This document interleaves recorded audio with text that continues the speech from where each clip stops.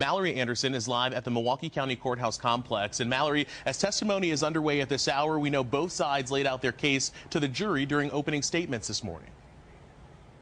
Jaron, after Judge Laura Crivello gave those jury instructions to the jurors, that's when the prosecution took the stand, or the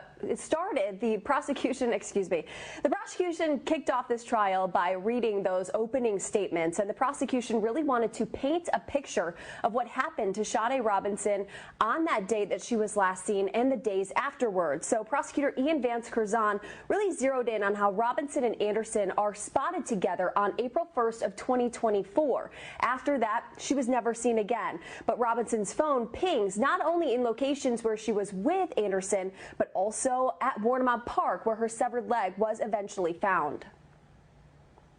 Use your common sense and search for the truth. That is your job. After leaving Duke's and going to the defendant's house, Sade would never be seen alive again. That night, she was murdered by Maxwell Anderson. Her body was dismembered by Maxwell Anderson in a vicious and gruesome manner. And then Maxwell Anderson attempted to make her disappear from this world by discarding her body into body parts into Lake Michigan.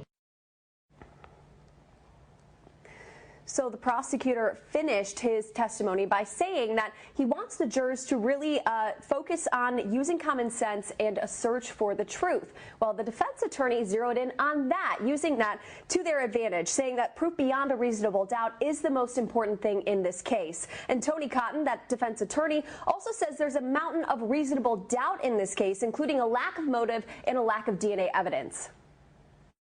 And they're using the phrase common sense because they want you to ignore the mountain of reasonable doubt that exists in this case. They didn't find a murder weapon. What weapon was used to kill Sade?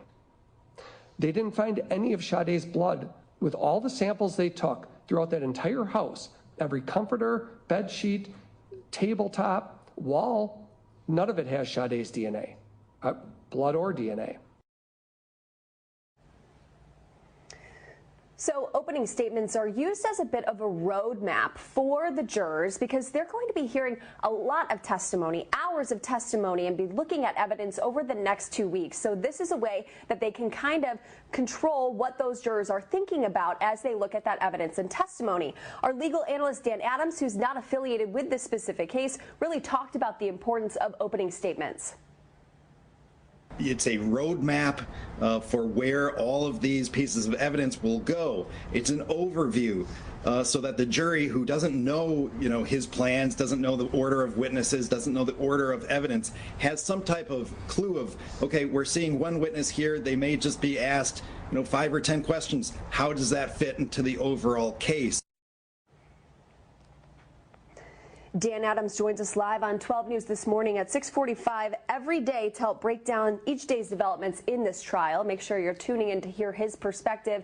So once those opening statements wrapped, witness testimony began. So far, we have heard from a few people, including one of the men who found Sade Robinson's leg at Warnemont Park on April 2nd of 2024, and some law enforcement who were also dispatched to that scene. Yeah, and right now we have a detective with the Milwaukee County Sheriff's Office on the stand right now testifying. So we are watching this trial very closely. Mallory Anderson live for us inside the Milwaukee County Courthouse complex. Be sure to stay with 12 News. We're following every moment of this trial. We are streaming it live each day online until the jury has reached a verdict. You can find it right now on our YouTube page and streaming in the 12 News and very local apps. You can also get real-time updates from our reporters inside the courtroom. We've posted a trial log in the story on the 12 News app.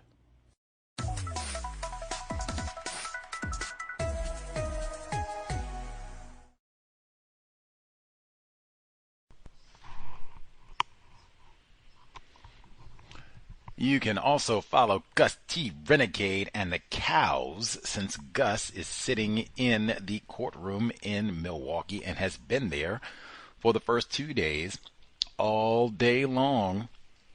I have done my own posting, and we had our podcast yesterday evening giving my updates on the first day of the trial, and my intention broadcast every day once the trial is done so I can give some of my updates. What did I see? What did I think? put this in context of white supremacy. Folks that I spoke with, alongside in the courtroom and all that, try to give as much details as possible. And again, encourage non-white people, victims of racism, as opposed to watching television. Pretty much everywhere that we reside in the known universe, they have a court of law. That would definitely be something I would encourage. If you have children, take your offspring to court. And again, same thing I said yesterday. There was a group of high school students present in the courtroom, and I thought they were there even longer today than yesterday. They were there for many, many hours, paying attention. Sade Robinson, they saw some of the ghoulish images and such, didn't flinch, stayed right there. Have to look again to see if some of them took notes and all the rest of it, but they were right there, paying attention. Teacher was there with them to make sure they weren't goofing off and taking the whole thing serious. So I would say take your offspring. You can pick the case. As I said, it doesn't have to be a murder trial, doesn't have to be a rape trial. You don't have to pick the, most gruesome thing, but pick some sort of criminal trial so that they can learn, hey, we are under a legal system, in the system of white supremacy, racism, and this is how it works. Sometimes it's just what white people say, and that's what goes. Anyway, today's date, Wednesday, May 28, 2025. So I have been told, Gus T. Now, I guess, what is it? 3 days that I have been in Milwaukee, Wisconsin. It is still lame.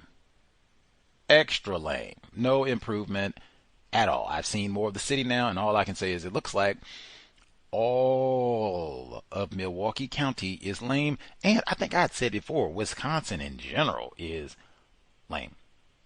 Unless you like cheese, and I'm vegan, so.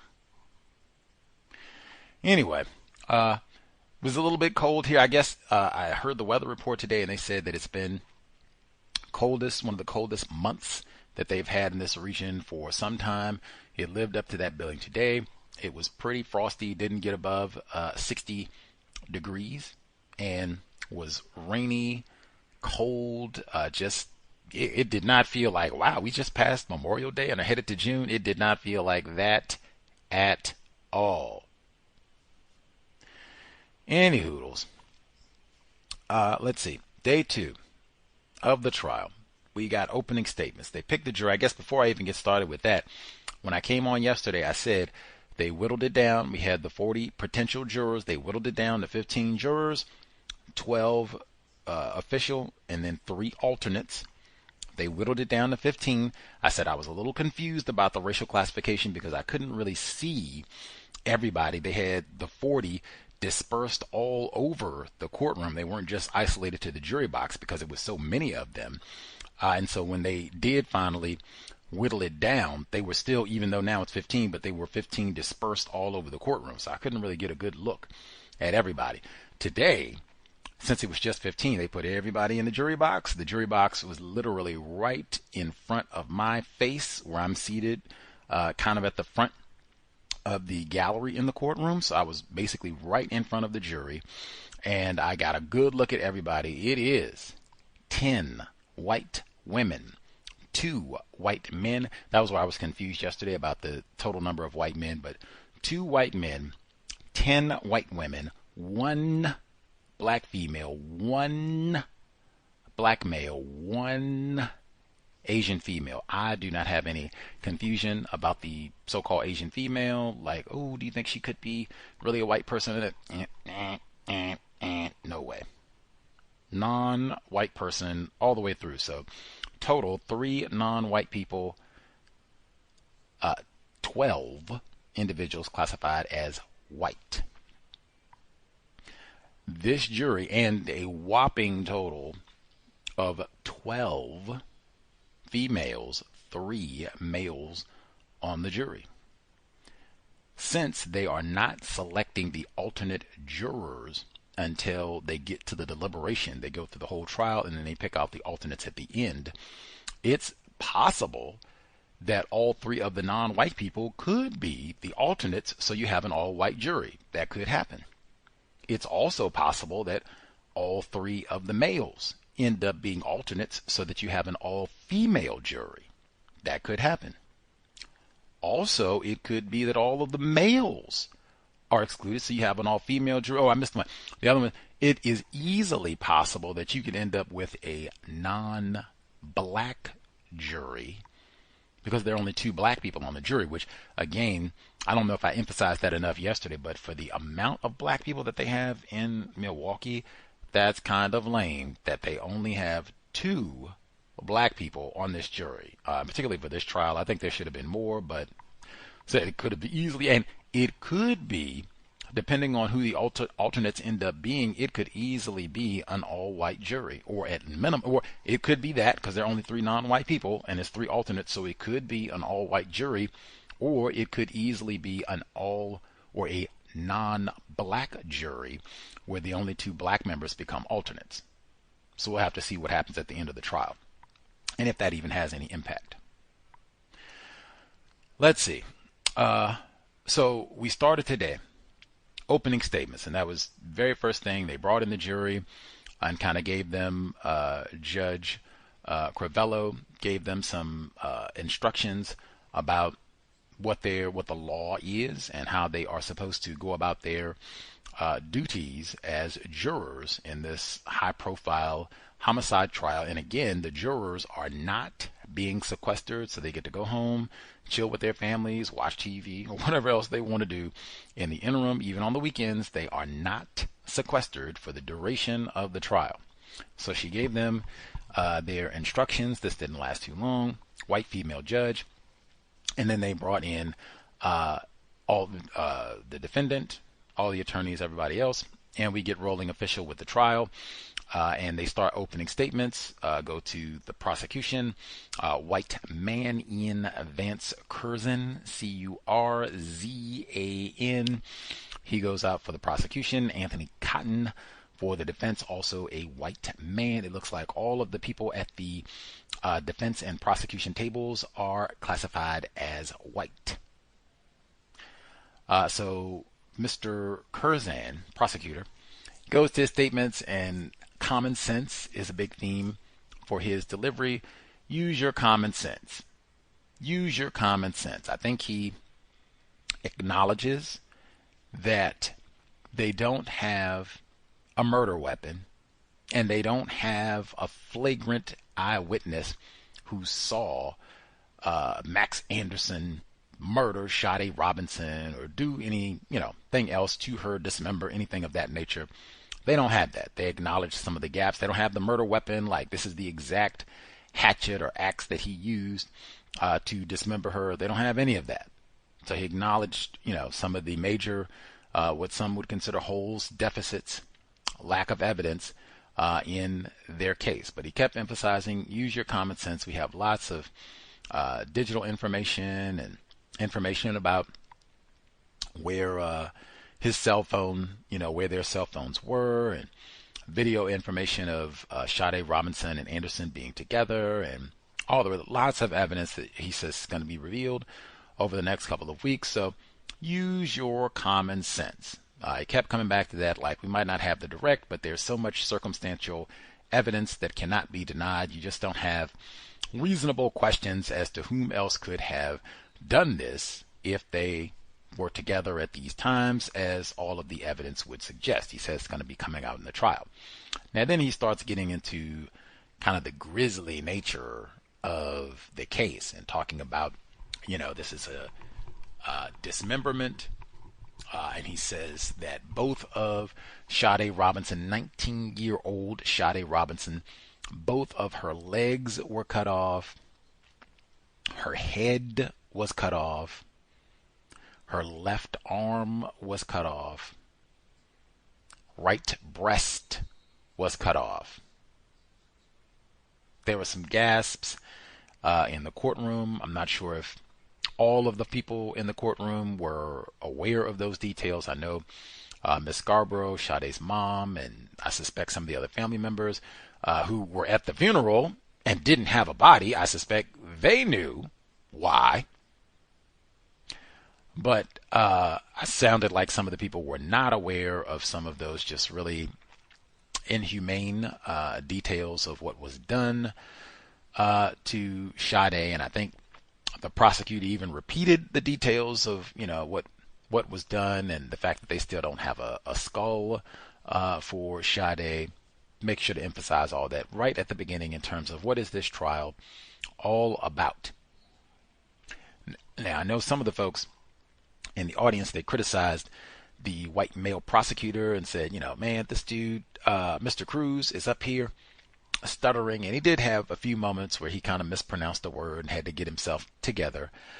He did not, and really none of the attorneys that have spoken thus far have impressed me as, wow, this is Johnny Cochran, F. Lee Bailey. I mean, just I don't know if enough attorneys to get it. Oh, we got female attorneys, and get some other black attorneys or non-white attorneys. I'd have to go and look, but they are not impressive in that manner. They do not remind me of no Johnny Cochrans in the courtroom, and just being sterling with their presentation and keep you captivated, or even captivated with their attire. Like, not really. Anyway, some of the folks in the audience were disgruntled because they felt Mr. Curzon was botching pronunciation and misspeaking occasionally, where he had to correct something that he pronounced incorrectly, that type of thing, which he did. It wasn't enough to kind of throw off the rhythm of his statement, but it was not, he's no Johnny Cochran. Let's see, Mr. Cotton, he continued to emphasize, as opposed to use common sense, he emphasized reasonable doubt. That these folks, it should be reasonable doubt.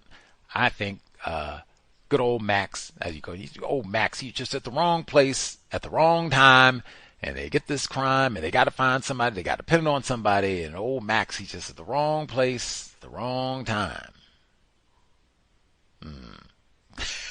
Like, if this hadn't happened at like 2-3 o'clock in the morning, I'd say 2-3 o'clock in the morning, like, oh man, like, I don't know. You're gonna have to. The burden of proof rises substantially high to just say, hey man, I know she got dismembered at 4 a.m., but hey, he's just in the wrong place at the wrong time. We gonna see. Let's see. So the defense, as I said, Mr. Cotton, he's given his statements, reasonable doubt, all the rest, and pointing out some of those gaps, as I said, that they don't have a murder weapon, and that nobody saw Anderson chop anybody up, that sort of thing, pointing out some of those and telling folks to kind of keep an eye out as we proceed through the trial. Let's see. And I thought it was important because the defense attorney, Mr. Cotton, he said, hey, why would he do this? He didn't know Sade. He didn't have a vendetta or anything against her. Why would he do this? Shh. White people kill for fun. And racism is reason enough. We're going to have to see if that comes out in the trial as well. Was racism a factor in this crime? This 33-year-old white man selecting a 19-year-old black female for a so-called first date. Any hoodles. But Judge Crivello, she emphasized that the prosecution does not have to prove motive. This is before they even allow the attorneys to give their opening statements. And I thought that was so important because with a lot of these crimes, I was even thinking Jeffrey Dahmer, did he have a motive for why he's chopping up and eating people? Did they prove his motive? I mean, what would be the motive? He said he's not racist, so what's the motive? I appreciated that because I at least from true crime days and TV and the rest of it, I have heard folks, motive, and she kind of deflated that from the very beginning, that no, you do not have to prove motive. You can just get to the evidence of, did they do this? Yes, no, and if you have motive, great, that can be helpful, but it is not required. And I thought that was important for this case as well, especially if it's white supremacy racism and white people killed for fun.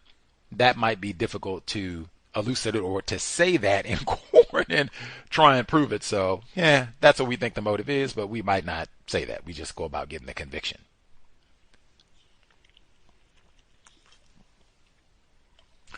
Woo. Let's see.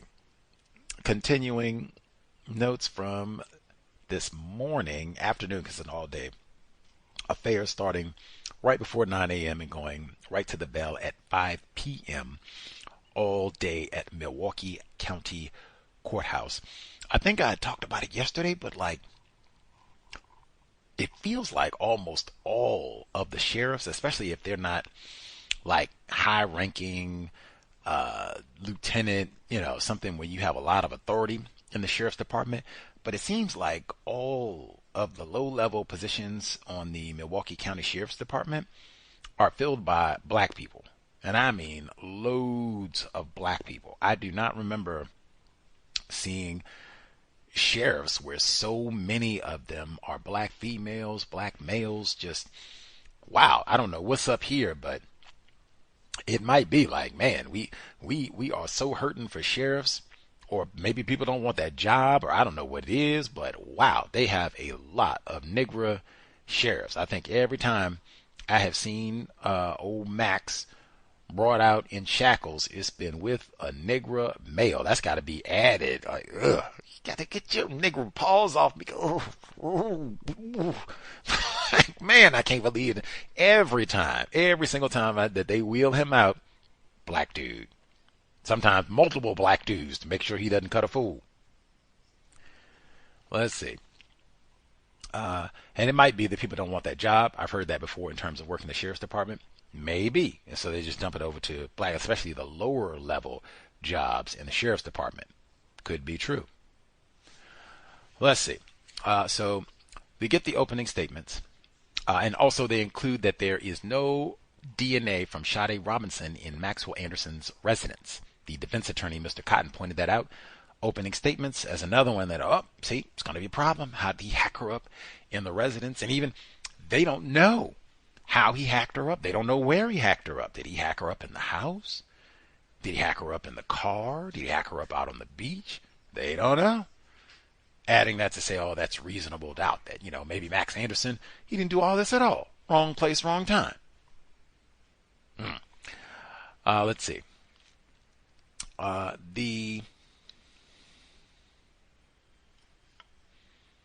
thought it was so cute.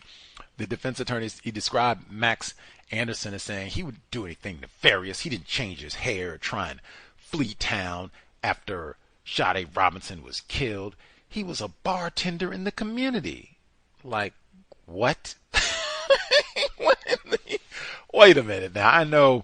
I know good old Max is classified as white, so he has a community. I got all that, but what?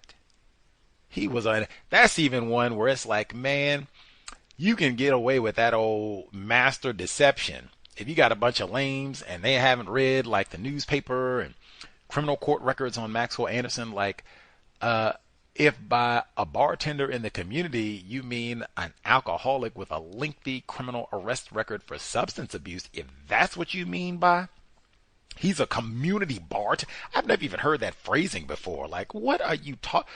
Anybody out there, you a community bartender? You go out and serve margaritas at the Sunday school group. You go to the farmer's market every other weekend and serve up some frosty ones, some pina coladas, even make some virgin ones for little children in the area at the farmer's market. That's a community bartender right there. Get out of here, Anthony Cotton out there talking. I hope the jurors wrote that. Did he really say the community bartender? Like, what? Come on. And Anderson got this lengthy criminal arrest record for all of these alcohol-related crimes, serving liquor to minors, just like with Sade Robinson, driving under the influence and all the rest of it. Well, that's just the old community bartender there, yeah. Disgraceful. Let's see. Oh, and then Mr. Cotton, he said, and in addition to being the community volunteer, community bartender, Max, he volunteered and they didn't have any problems. I said, did he volunteer or was that his court-ordered community service? Back down, Mr. Cotton. Don't come in here being slick, your old white man legal mumbo jumbo, and just lying to us left and right now. On the first day of trial, basically, after we got the jury together. Let's see. First witness that they called to the stand, Osiris Terrell. He looked to me like he and another white dude were the first ones to find the severed leg down on the beach of Warnemont Park.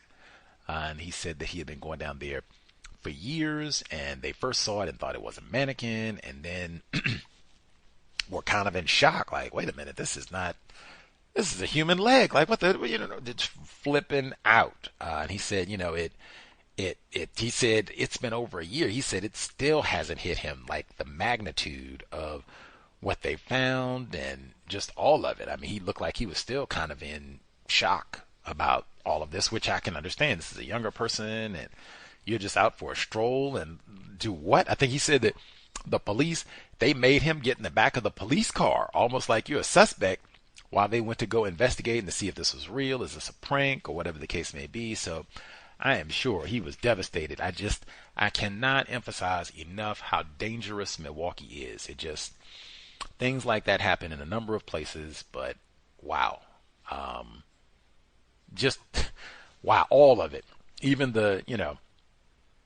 I could end up being harmed. I've said that the whole time because they have vehicle problems and the lead poisoning at the school and all the rest of it. Just, man, this city is so dangerous. You do not want to mess around here, like, at all. I wouldn't even want to be out at no park or nothing like that, 11, 12 o'clock at night, like, oh my God, you are asking for trouble.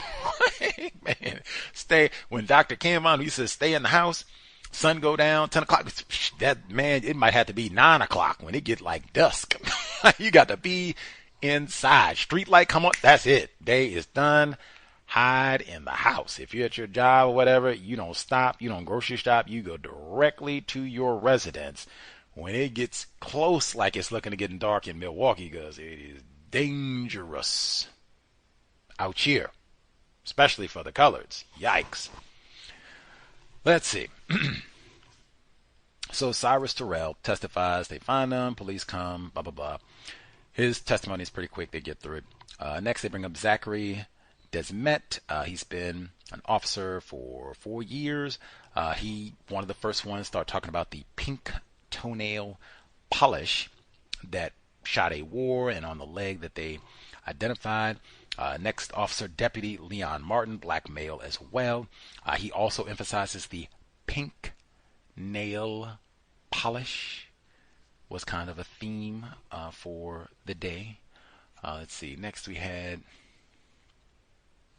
Frank Miller, and he worked for the water supply company, and he talked about they have different cameras on the company because this is close to where the severed leg of Sade Robinson was found, and it looked like a vehicle, may have been her vehicle, was used to ram open the locked door to the gate to access this service road, and that became a big point as well, with the defense attorneys saying that this area is pretty popular and populated, and it might not have been Maxwell Robinson who came down here and did all of this, and the prosecution kind of pushing back and saying this service road, some aspects of the park might be populated, and with a lot of through traffic, this service road is not one of those areas. And with the weather that it was on this time of year at the beginning of April, they talked about how it was really rainy and blustery, and the water was coming up really high, and it was kind of cold, like in its 40s. Like, they just didn't think many people would be coming through that area at that time, and especially so late at night. They just didn't think, they thought it would be more. I think the word used was secluded by one of the officers.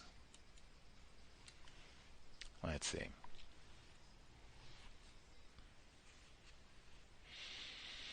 Okay, so we got through the first couple. Joanne Dorner, a white woman with 25 years experience in law enforcement. She testified next. She also emphasized the pink toenail polish. I can say I was a little bit caught unawares with the leg being displayed today. I knew that was going to be a big part of the trial. How could it not be? Murder, dismemberment trial. You got to show that, to the jury, let them feel it. So I knew that was coming, but wow, I do not know how you can be prepared for such a moment. Yeah.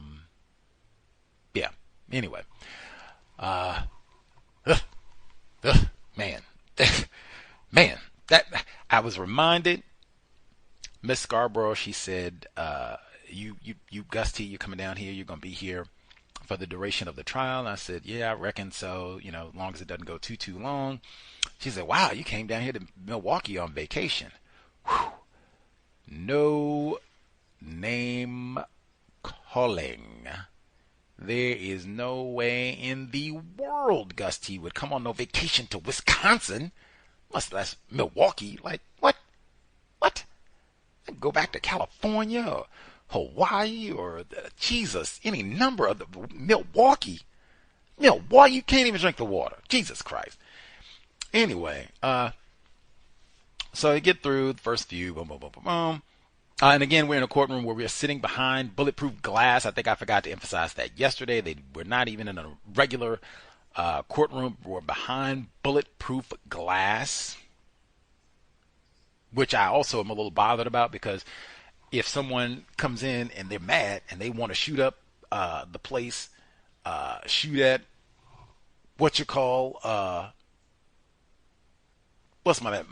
Maxwell Anderson, suspected race soldier, or they're mad at the judge, or they're mad at the attorneys, whomever. All of those folks are safe. All they could do is shoot at the spectators, which is Gus T. And I'm not interested. It ain't my fault about none of this. Like, I didn't pick the jury. I didn't pick the attorneys. Like, I didn't pick the charges. Like, I don't even live here. None of this could be my fault. I'm just counting down days till I get back to Seattle. But I'm not got no bulletproof protection. All of us just, hope that they did a good job screening folks. Let's see. First few sheriffs. They had Joanne Donner, Donner. She says she has 25 years of experience in the sheriff's department, director, and all the rest of it, different positions as she moved up through the department, and she detailed being out on the search. And I thought it was important as well, because the defense attorneys were trying to suggest that the wooded area of Wanamart Park is more well traveled, like a substantial number of people go through. Therefore, it might not have been Maxwell Anderson who was there and dropping these remains off and killing Sade Robinson. It might have been, some of the other hundreds or thousands of people who trek through this area. And I so appreciated the prosecution and the witnesses saying, other aspects of the park, yes, are well traveled and a high population of people go through there. Not this area, which is on a back service road behind a locked door, which Maxwell Anderson broke the lock to enter this area. And at this time that they were there at the beginning of April last year, it was raining, it was windy, it was cold. The tides were flying up really high, and they have video of all of this as they're going down to try to access the leg. Like, it would not be a place that most normal people would want to go and hang out. Like, it was not beach weather at all. And then why would I want to walk in the cold and have cold water splashing up on me from this muddy, jagged terrain where I could easily fall, and now I'm going to be drenched with cold water and mud and all the like. Who is going to be there? And in the cold weather, it's in like the low 40s. Like, who is going to be? And when the body parts and all that are found, it's like 3 in the morning, 4 in the morning. Like, who are you talking about? It's going to be down here at that time. Anyway, let's see.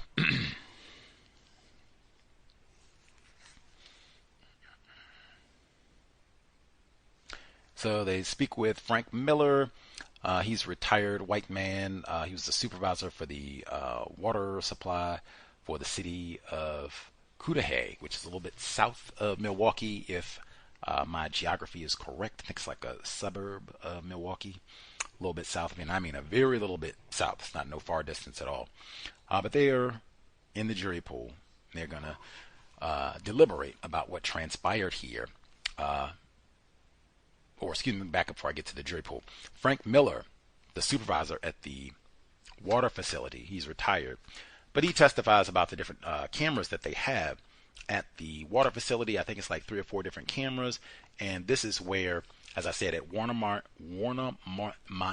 Park, Maxwell Anderson, by the prosecution, is alleged to have used Sade Robinson's car, driven it, to drive through the locked barricade, breaking off fragments of the car, which they talked about in detail at the trial today, and how they, concluded that these fragments came from Sade Robinson's car, broke this lock, and drove down to where he was able to leave remains from her body.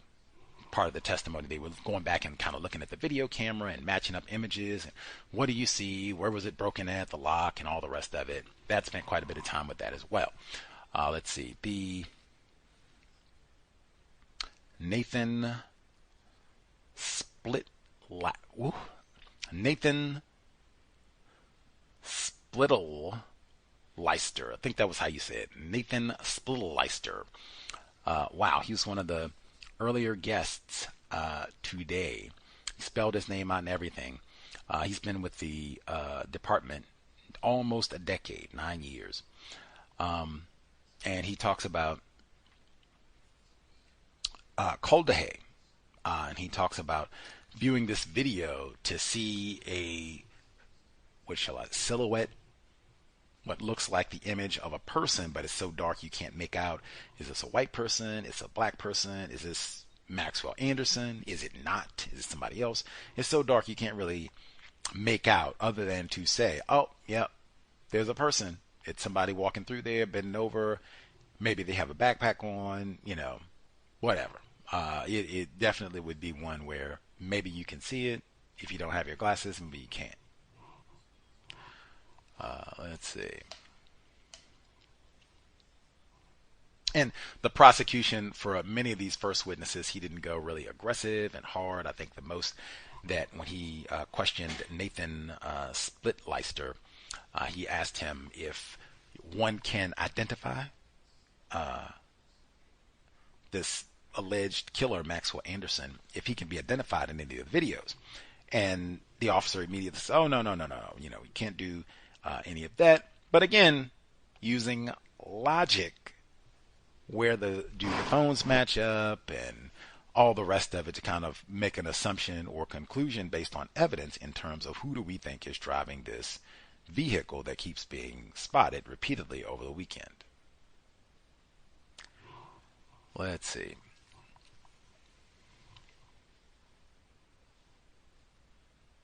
Oh, we got Joseph Bliss. He talked about the car parts and the car parts that I just said after he is accused of ramming the vehicle, Sade Robinson's vehicle, blue Honda Civic, into the gate at Warnermont Park and dropping parts. Joseph Blanchard, he testified to the car parts that were found at the park and some of the video footage from many of these early witnesses that were enforcement officers. Not all of them were, but many of them were. The prosecution didn't really go very hard at them and trying to, trip them up or say that they were lying about anything. Even as the prosecution, Anthony Cotton, said at the beginning that they were kind of in agreement with the prosecution about most of the details about Sade Robinson's murder, dismemberment. They were in agreement with most elements, I guess the major being guilt, innocence. Let's see.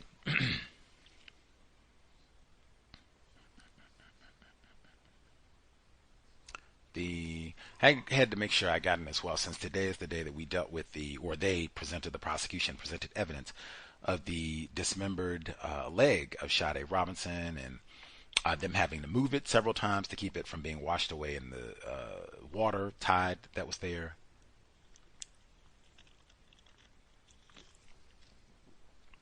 Ooh, pardon.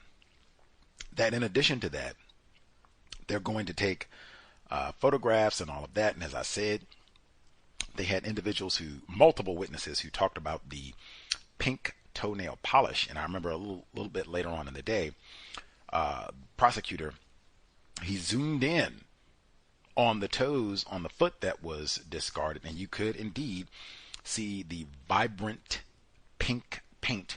And Sade loved the color pink, so that's kind of been her theme throughout all the way back to last year. But he mentioned that, and I just thought, Jesus Lord, I mean,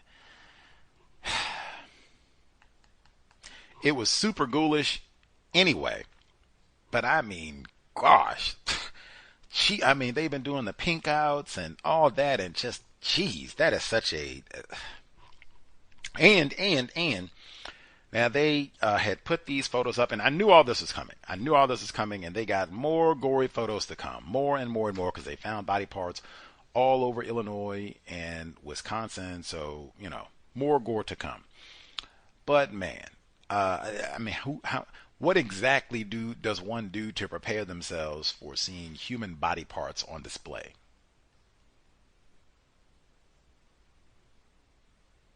You watch Dahmer on Netflix? Anybody got any ideas? Okay. Well, I don't know what you're supposed to do, but I mean, Jesus, it is traumatizing, to say the least.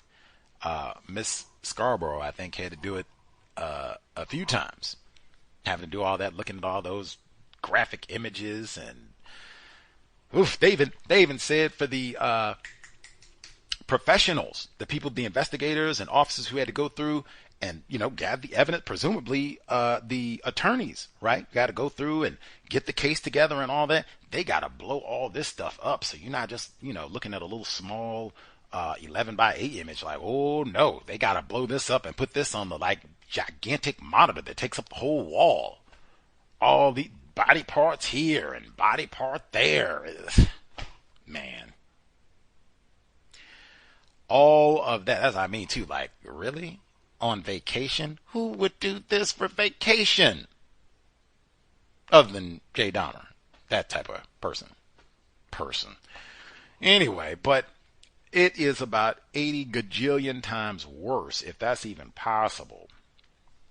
You got to look at all these images and what have you, and thank God they don't have any eating in the courtroom, but you got to look at all these images, and then, oh Lord, her parents are right in front of us. Who wants to sit there and you got the victim's father and daughter's severed limb?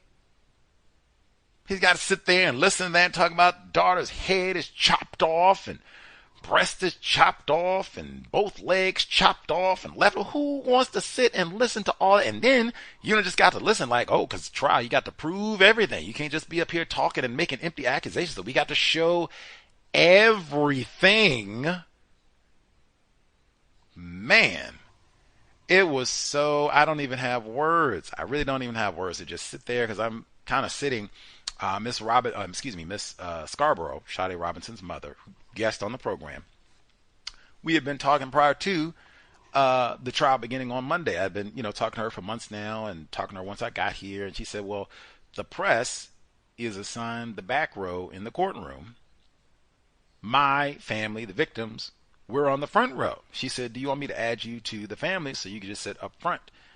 I said, oh man, I don't want to, mess it up for any family members and boot them out of a spot. And, who is this worthless nigger who came down here? And what are you doing out I don't want to do nothing like that. She said it should be fine because, they'll just add another row if we have, too many people or whatever. But, you can sit up front. Now I'm, trying to do the math. Man, I would rather sit up front. Duh. I mean, Super Bowl finals, Sade Robinson murder trial. Any case, I would rather sit up front. Yes. But I'm also thinking man, I don't want to mess it up for, the relatives, and I'm going back. And then I'm even thinking like, dang, are there any pluses for the journalists? Like, why are the journalists on the back row? Like, I don't want to sit on the back row. Like, I'm trying to, they got so much footage and images, right, that they're putting up on the screens that, people are supposed to watch and all that. Like, man, I'm not trying to be stuck in the back of the courtroom. Like, come on. Even though this is on TV and you can watch this on YouTube, you can stream it live, you can look at the archives if you want to catch up after the fact, or just, kind of scroll through and see, a few of the highlight moments from each day. You can easily do so. It is right on YouTube. You can get the app on your phone. You can watch it live time if you are interested. See if you can pick Gus T out in the courtroom. But feel free if you think it's important. I suspect if you are a Wisconsin resident, you should for sure watch this here trial. If you have offspring, maybe watch some of it with them. Any hoodles. A gruesome day 2, Morgan. It's just going to get more gruesome as we proceed.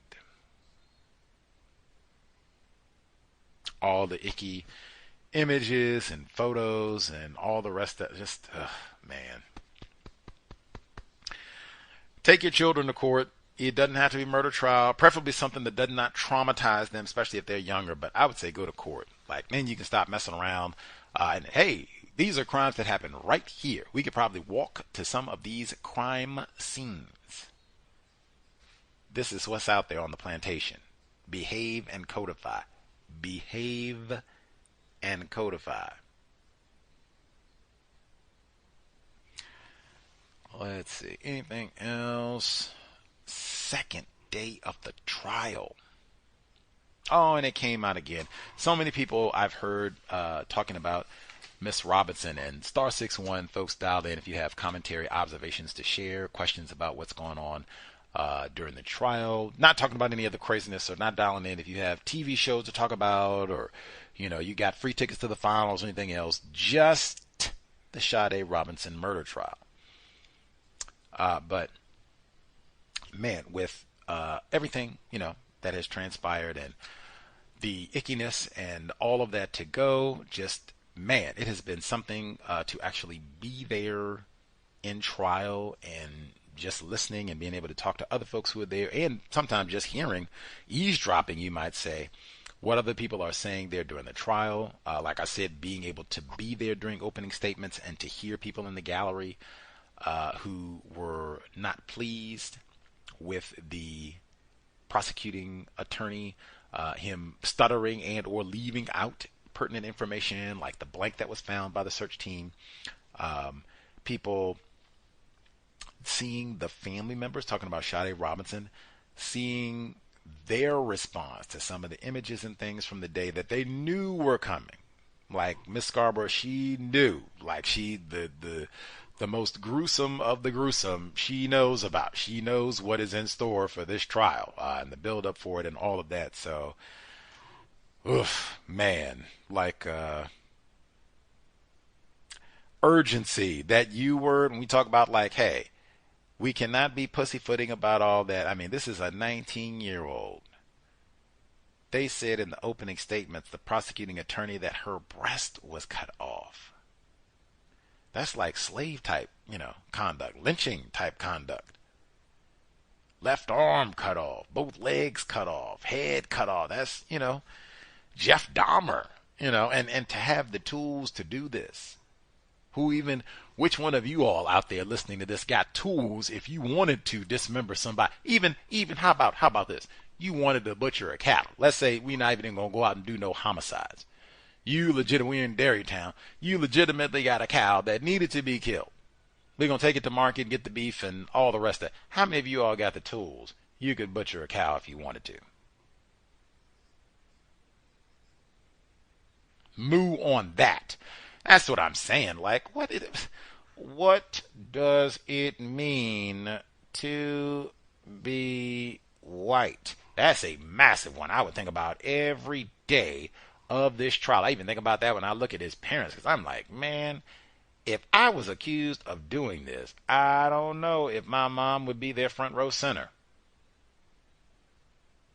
embarrass me and my good name. People talking about that I didn't raise you to be out there doing it. That's, what I could be wrong, but I could not envision my mom up there championing me after you've been charged with what? What kind of heathen? Like that's more the response. To me, that makes sense. I'm not going to be out here caping for no heathen that I didn't raise you to be out here dismembering folks. That's what I would expect. Not, we going to cape hard. He didn't do this. He didn't deserve to go to prison. Even if he did chop him up and steal the skull and we still don't have it, he didn't do this and we going to do everything we can so he don't go to prison. What? What?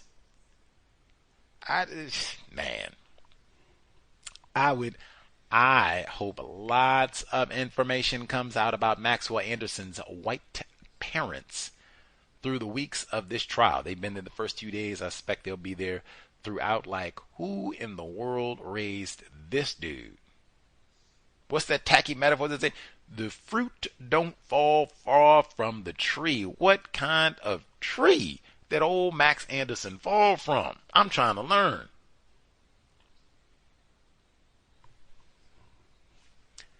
Any hoodles, make sure, check my notes again.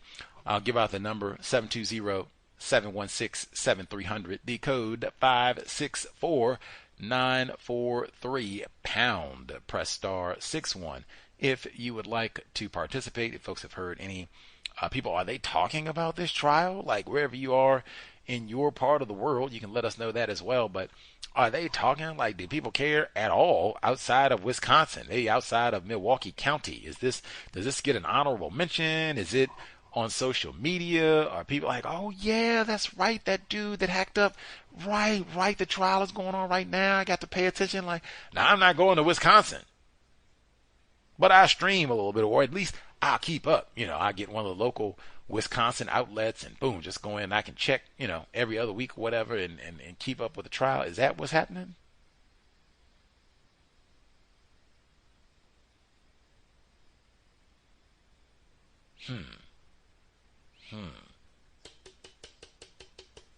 Any hoodles. Didn't see any folks with questions. I don't think I missed anybody with a question. I was going to see if anybody had any hoodles, but if folks are paying attention through the trial, even if you're not watching the updates and live streams and all that stuff per se, because it's all day. You get up at like 8:45 and you're there till 9. So even if folks aren't doing that per se, you can check the news updates and what have you. All, and I mean all of the Wisconsin outlets, they are covering this trial. Ain't no ignoring and not paying attention. I think the local newspaper and the local TV news outlets, they have live streams for the trial. Some of it is right on YouTube that you can go and watch. Even have the archives. If you would like to start watching, you can go get the archives and watch it all the way through. No commercials. You'll see everything, all the opening statements and exhibits. I think they have all the video that we watched there. You can see all that and be right caught up, ready to roll for day 3 tomorrow on Thursday. But all of that is available and should be, in my view, should be studied. In fact, this might be one from henceforward. You have young people and they talk about, hey, I don't think nothing is wrong with a little interracial dating. You go out and love is love, and okay. Sade Robinson trial. You're going to go and do a little bit of study, and then you can come back and see if you've changed your mind about all that fool talk. Day 3 of the trial begins top of the morning, just like the other 2 for this week. Probably not. I think they said they were going to get going right a little bit before 9, so that'll probably be the same plan for Gus T. I try to make updates on social media and what have you. If they say anything profound or anything, noteworthy happens in trial. Thus far, other than the images, which we knew were coming, I guess at this point there haven't really been any surprises. It has been sad, absolutely, but not surprising thus far. Pretty much everything that was laid out in the opening arguments, you already knew if you'd been following the case, especially if you'd read any of the details, the criminal complaint, anything of that nature. It just kind of walked through all that information. So I suspect some of the more, what shall I say, gripping aspects of testimony will be further forward as we get more information about the searches and more information about why they honed in on Maxwell Anderson. The toxicology reports is, man, there's so many enforcement officers yet to testify. I think they're going to have to do the autopsy report, go over all that as well, and some of the surveillance footage from the bars that they attended. I don't know how much in depth they'll get into all that, but lots more to come from Milwaukee, Wisconsin, where Gus T says it is lame, extra lame. But it doesn't matter to a degree because I'm just on the grind. Didn't come here to gallivant in the city. Just came here to work the trial. Let's see. Everybody good? No questions? What have you? Know it's a little bit late for people on the East Coast, but we are central for all of this. So for us, it is just now 8:30. We've been on for an hour, and we got out of trial at 5 local time. So it does take a little bit of time to get from the courtroom back to hotel and then get a moment just to get out of the ick of it all. I'll say being in the courtroom for all that time and bailiffs watching over you. Like I said, even that, to be in an environment where you got to go through all that screening and security to get in the building, and then you got to sit behind bulletproof glass for all that time, and they come around and look at you tough like, are you on your phone? Are you on your phone? What are you doing? Are you chatting? Sit quiet. Like all that, like it is, man, it is that. And I mean, some of that is because, this did get a lot of attention, at least here. So, they don't want people to just be acting a fool and coming in to retaliate or violate. I was in Buffalo where they did have individuals attempt to storm the defendant. So it can get emotional. Any hoodles, we will leave it there for day 2 and pick up Monday morning bright and early. Folks can drop emails untiljustice@gmail.com. untiljustice@gmail.com. They have thoughts, questions about the trial, or things, I guess, if you are reading, keeping up with all of this, if you find pertinent information, details that you hope that they get, questions that get answered, or information that you hope comes out in the trial, let me know.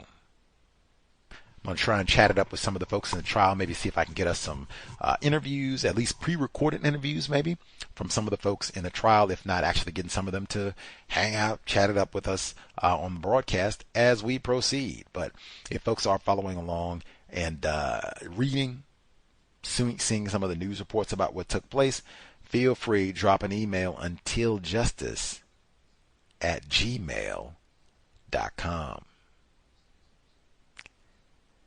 That said, Creator, we ask that you remind us to demonstrate the highest regard for our time and energy.